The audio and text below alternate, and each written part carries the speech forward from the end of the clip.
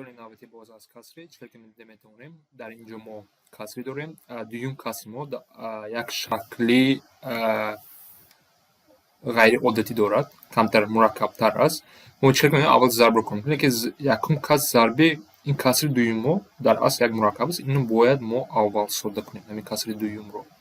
در صورت ما جمع داریم در مخرج جمع داریم بیاین اول این کسر رو ساده کنیم بعد در آخر ضرب میکنیم یعنی کار اولی ما دویم کسر رو صورتش رو جمع کردن است این کار اولی ما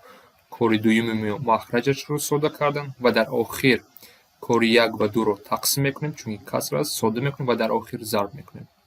بیاین یک به یک نویسیم کار اولی ما گفتیم که صورت است مینوس 8 تقسیم 5 جمع 3 تقسیم 4 اول چیزی که ما میدونیم مخرج رو باید برابر کنیم بیاین کار دو رو اول کلیک کنم مخرج عمومی این 20 می باشد بیاین به اول 4 میدیم بعد دومش 5 میدیم و این به چی برابر میشود مینوس 32 جمع 15 تقسیم 20 مخرج عمومی 20 است و این رو اگر کار کنیم مینوس 2 جمع 15 این به مینوس 17 تقسیم 20 برابر میشود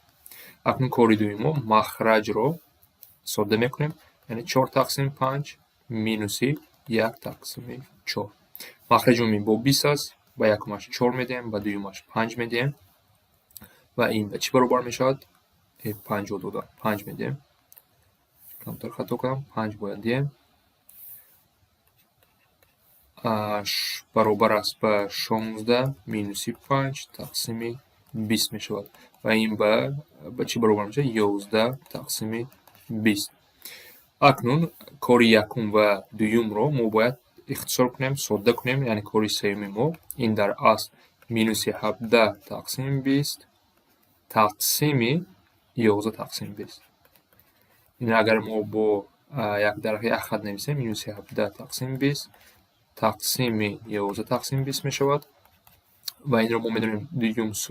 کسر و صورت و مخرج جایش رو عوض کنیم مینوس 17 تقسیم 20 ضرب 20 تقسیم 11 اینجا چقدر که میبینیم 20 ها اختصار می شود و در آخر مینوس 17 تقسیم 11 میماند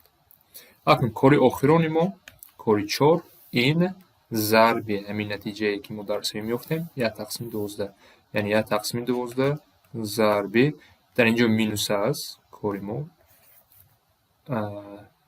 مینوس 17 تقسیم 11 ما میدونیم که در آخر نتیجه ما به مینوس میشود این رو کار میکنیم این چی میشود صورت با صورت یعنی 1 ضرب مینوس 17 میشود تقسیم 11 ضرب 12 میشود این به چی برابر مینوس 17 12 ضرب 11 120 12 132 میشود این است نتیجه ما